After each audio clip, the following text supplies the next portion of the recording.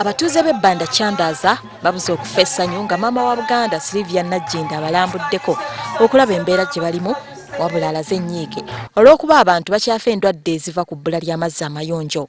Wano Nnaabagereka wategeerezza nti wadde okunoonyereza kwa gavumenti kulaga nti abantu ebitundu 6 ku buli 100 basobola okufuna amazzi amayonjo, naye abantu bangi tebalina mazzi ate nga bageetaaga.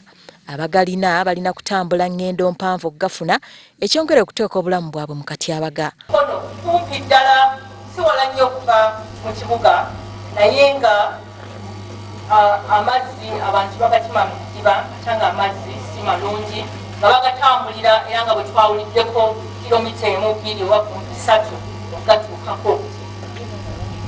Engendo ezo mpanvu nnyo eddala nga ate era tulaba abaana baffe batera okukima amazzi ago bakyolera n'obudde mu kkubo kiko kyewantadde ebiseera ku mirimu emirala egy'okukola okimala mu kkubo okima amazzi ate nga n'amazzi si malungi. Omubaka wa Buddaaki mu ggwanga Alphonse Hennekens wasinzidde n'ategeeza nga bwagenda okwogereza abantu b'ensi ye okuyamba abantu abatalina mazzi basobole okugafuna. Fellow people around the world, now specifically in Uganda, it's good to see that the solidarity that exists between the Netherlands and Uganda is translated by individuals from the Netherlands who have come here and who have established a strong friendship and a strong commitment to work together with the community here to make sure that clean water will be made available.